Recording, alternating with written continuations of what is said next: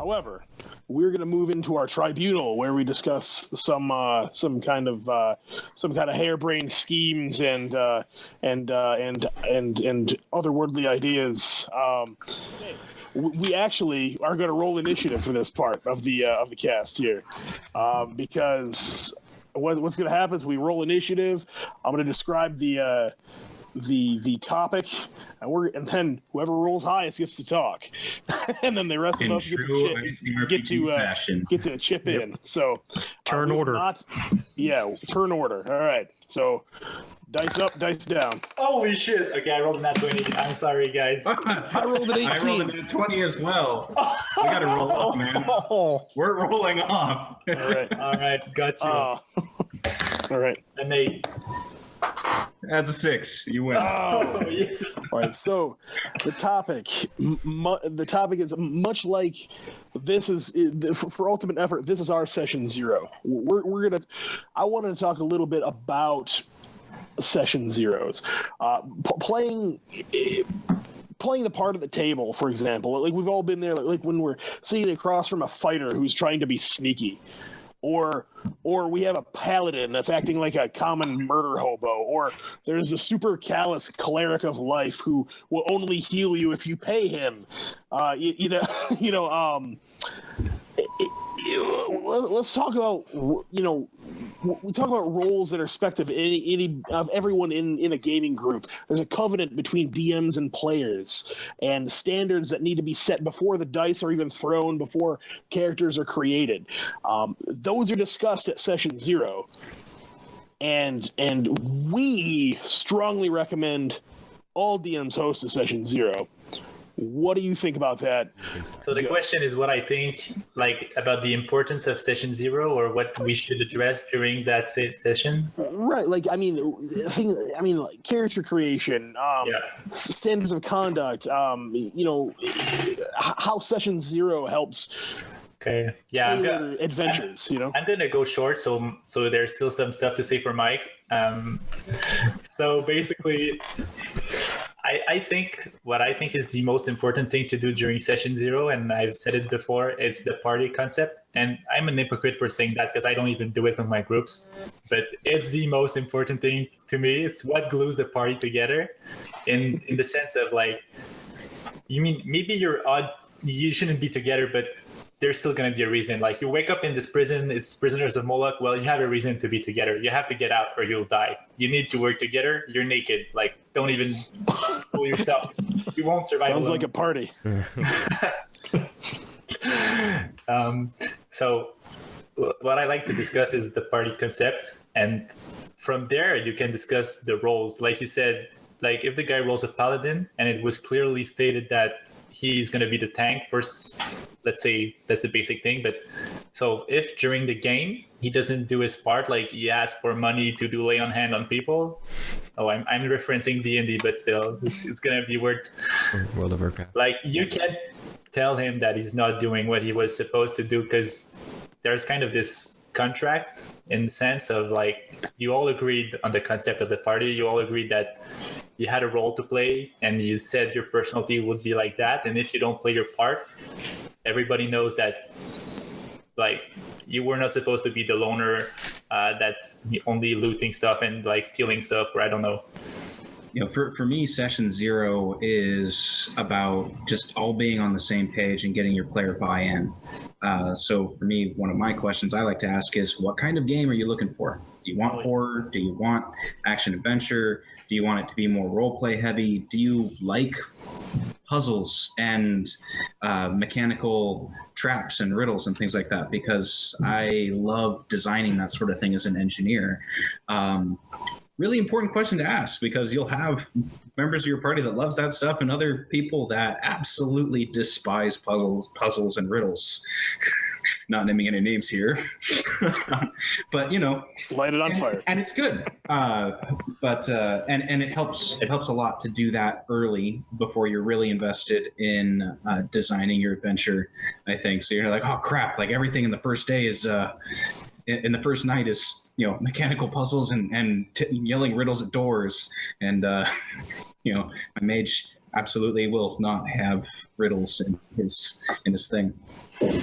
So yeah, being all on the same page, and then if possible, if there's time, I like to talk about the characters, because I'm a writer, and I love your books, by the way, Hank, the Runehammer books. They're fantastic reads, but I have this weird problem where I have to be able to write my characters into my stories. Because I feel that that's going to get them invested later on when they get mad at me for doing something stupid as a newbie and game master. So far, it's been working out pretty well for me, I think. But so yeah, same page and integrated backstories. Cool. Matt, go ahead. Session zeros are important to me. I do them every single time unless I'm doing like a one-off. They're important because to me, I mean, you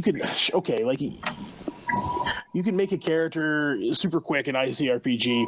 You can learn the rules super quick, like pretty much on the fly while you play in ICRPG. But what you can't pick up on the fly are standards of conduct. What your players, how your players need to behave. You know what I mean? Don't and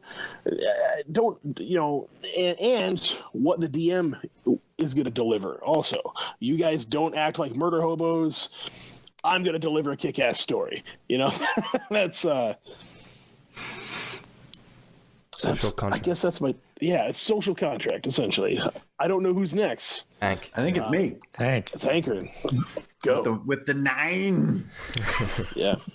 Those are all awesome answers. For me, I usually do one too, almost always. And I think I like to do those things as well, but I think the thing that's usually on my mind the most is to sort of to set the dork high bar as high as I can with my own behavior. And what I mean by using that word is that I want to be the most enthusiastic and the most willing to say weird things right off the bat and run with completely random ideas right off the bat before even there's a book on the table, when there's still just Cheetos are coming down.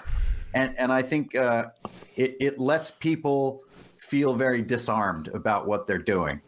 And so I think it's important that the game go well. And usually I'm very meta. I will just openly say what the whole campaign is about. I will just lay all my secrets out right away. But more importantly, someone will literally be like coming in the door, like wrestling with one of my dogs. And I'll be like, "Oh, did you say you were going to roll a paladin?" dude, there's this, oh man, it'd be so crazy. You could have this white chest plate with gold wings. And then it's like, if you get powerful enough, like you actually start getting, like in Diablo. And then you get like Diablo wings.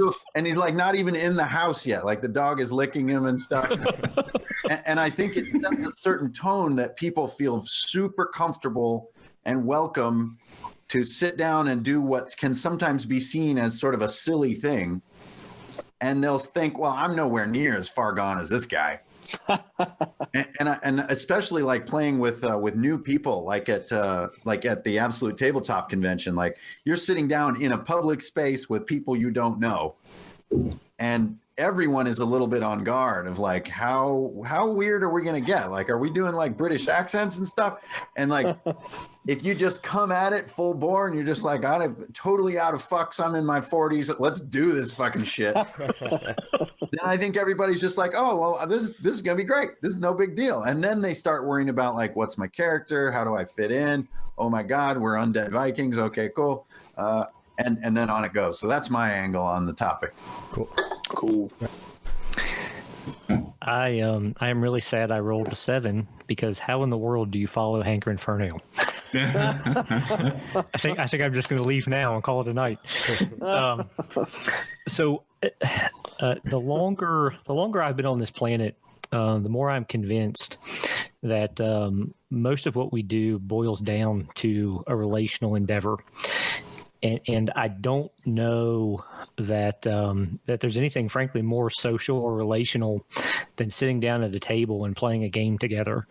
And in that regard, I feel like in order to relate to other people, then there has to be a conversation, and there has to be a sort of dialogue. It can't be a monologue.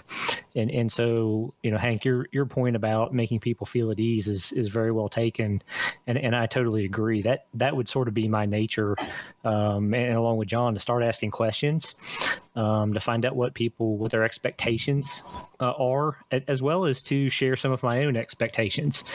Because frankly, if you're a rules lawyer, you're probably not going to have a good time at my table, because I'm going to adjudicate things on the fly and heighten the drama and the heroic effort. It's in order to heighten the fun. But I feel like that has to be a conversation, and so for me, that's what that session 0 would entail. It would be some sort of dialogue, and not a monologue.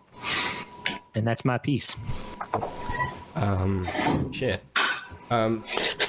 My take on it, it's gonna probably be very dark. I don't want to waste people's time. We have a finite amount of time in life, and not and to not because what we're creating is fun, basically, and it's a collective fun. It's everybody's definition of fun, and we're creating a game where everybody can have fun. And to not listen and to not communicate with other people, that's completely, in my opinion, is you're wasting the time of everybody around the table, because you're selfishly creating, your adventure.